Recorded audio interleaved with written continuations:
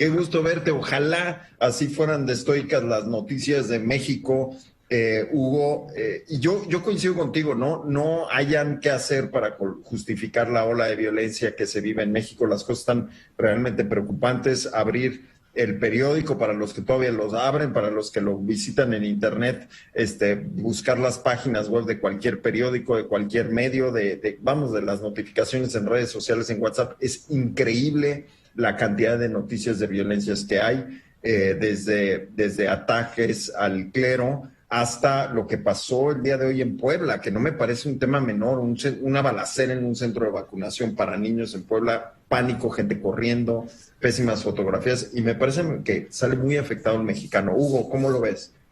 Pues mira, son escenas de terror, Álvaro. Yo creo que desde el principio del sexenio, y más bien desde antes de que tomara posesión Andrés Manuel López Obrador, se estuvieron viendo todos estos foros para seguridad, muchísimos foros en toda la República, en el interior de la República.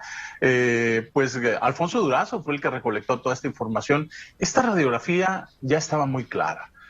También habría que hacer una metodología de defensa, pero al parecer pues se confundió mucho de la defensa de todo lo que sufren, sobre todo la ciudadanía, sobre las bandas criminales, que se confunde con este tipo de metodología de no combate a la violencia con violencia. Yo creo que no podemos renunciar a la defensa, y aquí están los hechos, cómo se ha ido escalando. La Secretaria de Seguridad Ciudadana, antes era la Secretaría de Seguridad Pública, Rosa Isela Rodríguez, pues habló en la última conferencia del reporte de seguridad hace 2 días, habló sobre el incremento nada más en mayo del 10% de homicidios dolosos y de más del 30% de extorsiones, crecimiento en un solo mes. O sea, estamos hablando de números verdaderamente alarmantes,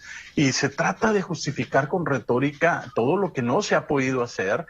Hoy, como lo mencionaba muy bien, hace unas horas, no más de 2, 3 horas, en un centro de vacunación COVID para niños en Puebla, eran convocados niños, en Puebla, pues hubo una balacera. No se sabe si 2 o más personas fueron directamente a atacar a una persona que estaba en el centro, lo hirieron, movilizaron todo. Imagínate las imágenes de terror de la gente tirada en el piso, llorando, un verdadero pánico. Pero a esto hay que también citar lo que pasó con los sacerdotes en Chihuahua y lo que pasó también en Fresnillo, Zacatecas, donde por cobro de piso queman casas de los que no les pagan y demás. Pero lo de los sacerdotes sirvió un poco también para que el presidente pues enfatizara más en este discurso demagógico, hay que decirlo directamente, donde a través de un mensaje, utilizó el mensaje del Papa Francisco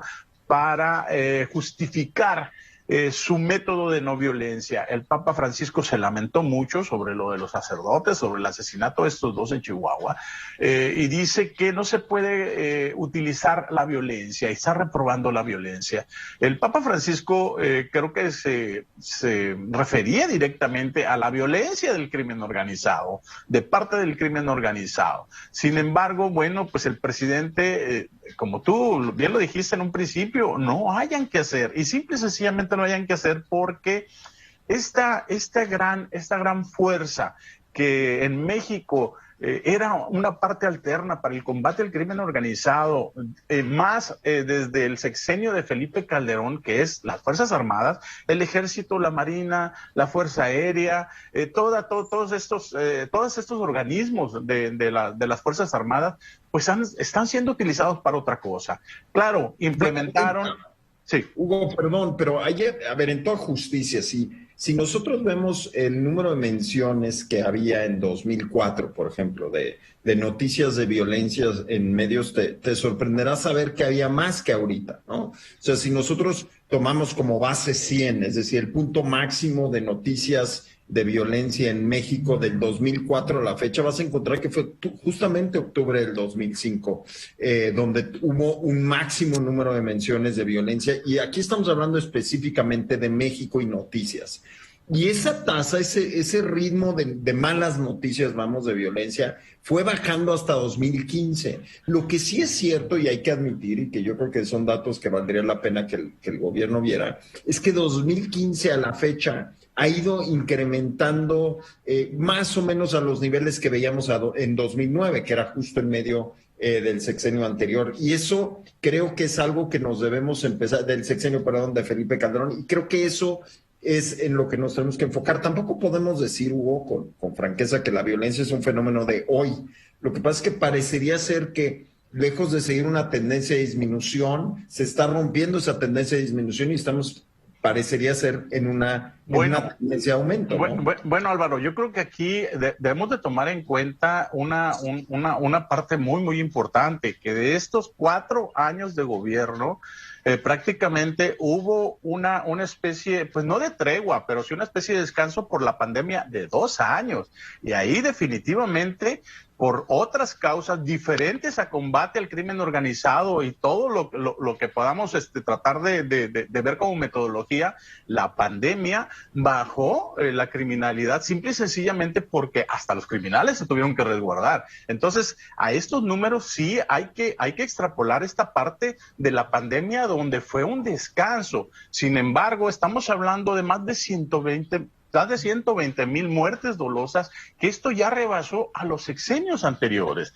Y estamos todavía, nos faltan 2 años del sexenio. Eso por un lado. Y por otro lado, es de veras, pues está ahí a todas luces cómo se ha hecho para atrás la defensa, sobre todo de los ciudadanos, porque a las Fuerzas Armadas pues se les está dando otra tarea por un lado, y por otro lado, la gente, el crimen organizado, pues se siente en un ambiente de impunidad.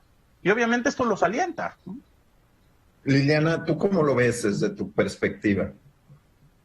Mira, Álvaro, yo creo que si bien tienes toda la razón, la ola de violencia no empezó ayer ni antier. Sí es cierto que ya durante varias administraciones se han hecho llamados a controlar la violencia, a controlar el crimen organizado, porque cada vez más es evidente que está desbordado el problema, ¿no? Entonces, el decir es que no empezó ayer, no importa si empezó ayer, antier, hace 10 años o hace 20 años. El punto es que tenemos que tomar cartas en el asunto ya. Ya no hay espacio para seguir no haciendo nada, o para tomar medidas que no resultan efectivas, o para no retomar nuevos caminos una vez que nos damos cuenta de que los que estamos tomando no funcionan. O sea, es momento de hacer algo al respecto. No importa que queden 2 años, no puede el gobierno seguir nadando de muertito y haciendo como que no pasan las cosas. El problema es cada vez mayor y eso va a hacer que sea cada vez más difícil también poderlo revertir. Entonces es urgente que se tomen cartas en el asunto. Ramsés.